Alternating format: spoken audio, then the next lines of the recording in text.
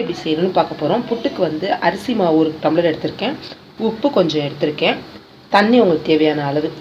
இதுக்கப்புறம் உள்ளே ஸ்டஃப் பண்ணுறதுக்கு தேங்காய்லாம் நான் அப்புறம் சொல்கிறேன். முதல்ல புட்டு மாவு ரெடி பண்ணுறதுக்கு தான் சொல்லியிருக்கேன். அரிசி மாவு 1 டம்ளரு, தேவையான அளவுக்கு கொஞ்சம் தண்ணி தெளித்து தான் நம்ம இது பண்ண போகிறோம். இவ்வளோ தண்ணி தேவைப்படாது. அடுத்தது வந்து கொஞ்சம் உப்பு, இவ்வளோதான். இதை எப்படி செய்கிறது அப்படின்னு நம்ம பார்க்கலாம். முதல்ல அரிசி மாவை எடுத்துக்கோங்க, 1 டம்ளர் எடுத்துருக்கோம். அதை எடுத்துட்டு கொஞ்சம் உப்பு எடுத்தோம் இல்லையா, தேவையான அளவு உப்பு போட்டுக்கோங்க. இதை நல்லா மிக்ஸ் பண்ணிக்கோங்க. நல்லா அந்த மாவில் வந்து உப்பு வந்து இதிலே மிக்ஸ் பண்ணிடுறோம். இல்லை உப்பு தண்ணியாக கூட வைப்பாங்க, அவங்கவுங்க இஷ்டம் அது. நான் உப்பு இதிலே போட்டு நல்லா மிக்ஸ் பண்ணிவிடுவேன். அப்புறம் தண்ணியை வந்து தெளித்து பிசையணும். அதுதான் இது வந்து ரொம்ப முக்கியம். தண்ணியை வந்து பிசைஞ்சிட்டு இருக்கப்ப அப்படி வர மாவை வந்து தெளித்து தான் பிசையணும். அப்போ தான் உங்களுக்கு வந்து ஊற்றி இப்படி பிசைகிறது, சப்பாத்தி மாவு பிசைவோம் அந்த மாதிரிலாம் இருக்கக்கூடாது. இதில் தெளித்து பிசையணும். பாருங்கள், அந்த உதிரியாக இருக்காமல் உடச்சி விட்டுட்டு செய்யணும்.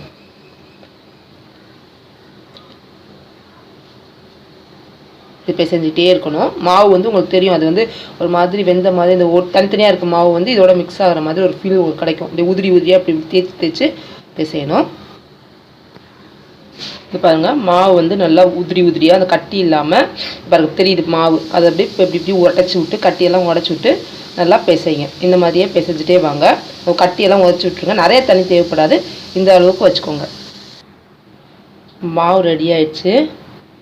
இப்போ வந்து தேங்காய் வந்து எடுத்து வச்சுருக்கேன். தேங்காய் வந்து ஸ்டஃப் பண்ணுறதுக்காக எடுத்து வச்சுருக்கேன். அதுக்கு தேவையான பாத்திரம் வந்து இந்த புட்டு பண்ணுவோம் இல்லையா, புட்டு மேக்கர் இப்படி தான் இருக்கும். அது உள்ளுக்குள்ளே அந்த இது போட்டிருக்கேன். இதுக்குள்ளே நம்ம எப்படி ஸ்டஃப் பண்ண போகிறோம் அப்படின்னு பார்க்கலாம். முதல்ல வந்து புட்டு இப்படி வச்சுருக்கிறதுல அந்த உள்ளே இருக்கு இல்லையா ஓட்டையாக, அது ஒன்றுமே நீங்கள் என்ன பண்ணக்கூடாதுன்னா அமுக்கலாம் கூடாது. இப்படி சும்மா அப்படி மேலாப்பில் இப்படி போடணும். அதான் ரொம்ப முக்கியம். அமுக்கி அப்படிலாம் பண்ணக்கூடாது. ஜஸ்ட் இப்படி 2 கைப்பிடி இப்படி போட்டிங்க அப்படின்னா, இப்படி 2 கைப்பிடி இப்படி போடுங்க. போட்டுட்டு அதுக்கப்புறமா தேங்காவை இப்படி போடுங்க. ஸோ இந்த மாதிரியே மாற்றி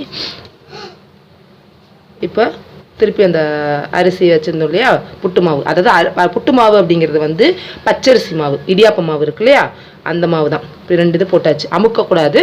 அதுக்கப்புறம் திருப்பி வந்து தேங்காவை போடணும். ஸோ இந்த மாதிரியே தான் பண்ணணும்.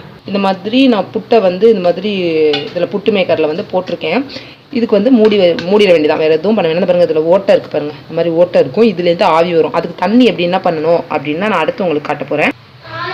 இந்த மாதிரி வந்து நீங்கள் தண்ணியை வந்து கொஞ்சம் ஊற்றி, நம்ம நார்மல் குக்கர், அந்த குக்கரு கீழே புட்டு மேக்கரோடது இல்லை, இது மட்டும் தான் இருக்குன்னா, நான் வந்து இந்த நார்மல் குக்கர் இருக்கு இல்லையா, அந்த குக்கரில் கொஞ்சம் தண்ணி ஊற்றிருக்கேன். வெறும் தண்ணி மட்டும் தான் இதில் இருக்கணும், வேறு எந்த காய்கறி எதுவுமே போடக்கூடாது.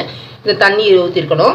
இந்த மேலே பார்த்தீங்களா, இதில் வந்து ஆவி லைட்டாக வர்றதுக்கு முன்னாடி இதை நம்ம க்ளோஸ் பண்ணி ஆன் பண்ணதுக்கப்புறம் அந்த புட்டு மேக்கரை இந்த மேலே வச்சிடணும். வச்சுட்டிங்கன்னா அதுக்கப்புறம் ஆவி வரதை நான் திருப்பி காட்டுறேன். இப்போ பாருங்கள் என்ன பண்ணுறேன்னு பார்க்கலாம். வெயிட் பண்ணி வந்து நம்ம வந்து இது க்ளோஸ் பண்ணிட்டோம் இல்லையா, க்ளோஸ் பண்ணதுக்கப்புறம் வெயிட் போடுற இடத்துல வெயிட் போடாமல் பாருங்கள், அடியில் இதில் ஓட்டை இருக்கும், இந்த கோல் மாதிரி இருக்குது பார்த்தீங்களா, இதை வந்து இதில் இப்படி பார்த்து மாட்டணும். அவ்வளோதான். வெயிட் போடுறதுக்கு பதில் இதில் வச்சிடணும். அவ்வளோதான். அது அப்படியே புட்டு மேக்கரில் வந்து இந்த இடத்துல வந்து ஆவி வரும். அப்படி ஆவி வந்துச்சு அப்படின்னா, அது ஆவி வந்து 1 நிமிஷத்தில் நிப்பாட்டிட்டிங்கன்னா புட்டு ரெடி ஆகிடும்.